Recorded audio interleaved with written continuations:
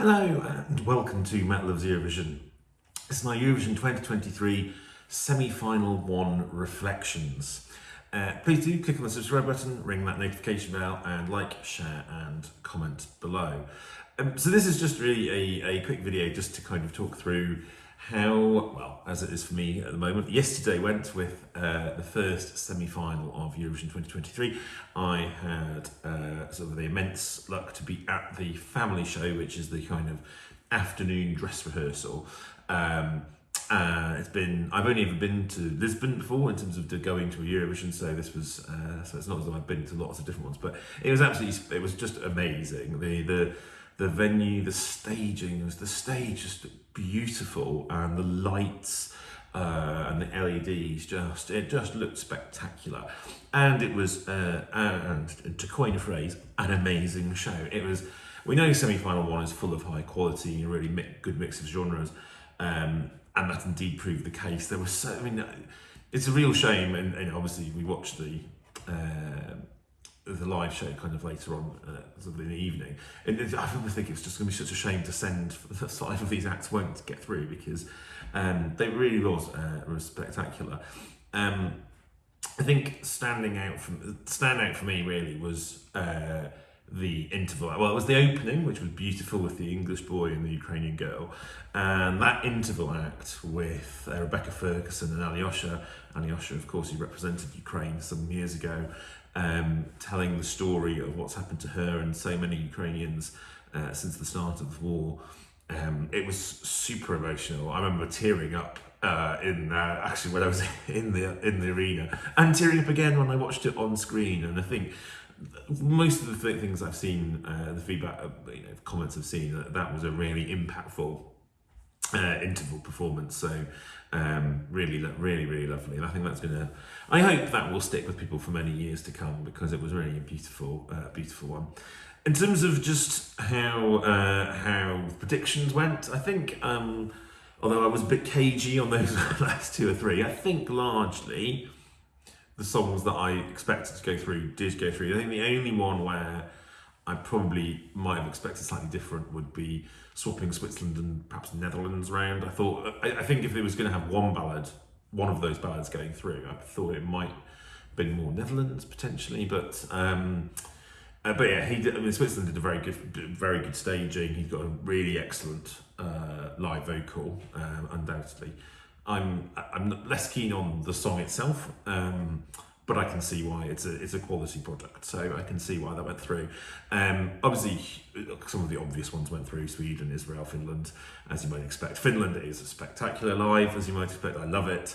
And also, one of my other favourites is, of course, Mimicat from Portugal. She's not got that much stage. I mean, there's no big fancy LEDs. It's all lighting and choreography, and all about her. And she just performed a great performance. Really got the crowd was so behind her in the family show, and then I think in the evening show, I heard again people we were watching with really loved it. And I think down in the Eurovision village, I think people were clapping along to it and really enjoyed it. So I was thinking, please let this qualify, and indeed it did. I have to say, I leapt off my chair when this qualified. And I think a lot of people were very happy for her to qualify. So because yeah, it was just great. So yes, big relief there. Big relief. I think that was the one that I think I would have been most upset about if it hadn't gone through. Shame about obviously some of those other ones, are quality songs that didn't get through. I think, Latvia was really good, and obviously would have ended their non-qualification streak, but sadly not to be. But I think they are on the right, sending something like that was on the right track. It was quality, it was well staged, just not quite enough this year.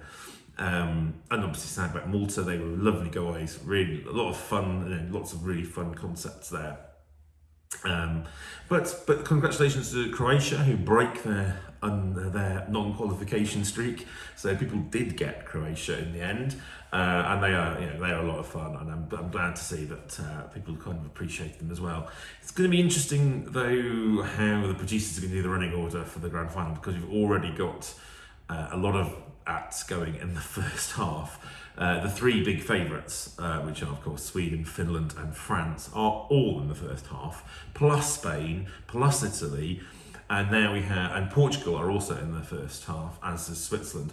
I wouldn't be surprised if they perhaps Portugal opens potentially, because it's such a big number, which will unfortunately will kill its televote potentially, but well, we'll have to see. But yeah, they'll have to see how the second semi-final qualifiers go, and then what the breakdown is between first and second half. But yeah, they've already got quite a stacked first half. I'm going to be going to the family show of the second semi-final as well. That's tomorrow. I will do a predictions video probably tomorrow morning, possibly tomorrow morning, if I get a chance. But obviously I've got to be getting into central Liverpool to quite early, so I might be a bit of a rush on that one, but we'll see.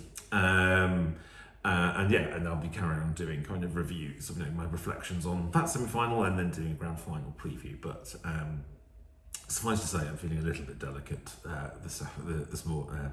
Is it still morning? Yes, this afternoon now, actually, from yesterday. So I might need to just, you know, pace myself through this Eurovision week.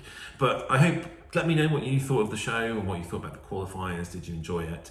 I've really loved it, the experience so far, and I think the producers are doing a fantastic job at the moment. So, and Liverpool is just so buzzing with Eurovision. It's fantastic. It's really lovely. So yeah, do let me know, and I will see you again soon for my semi-final 2 predictions. Take care for now.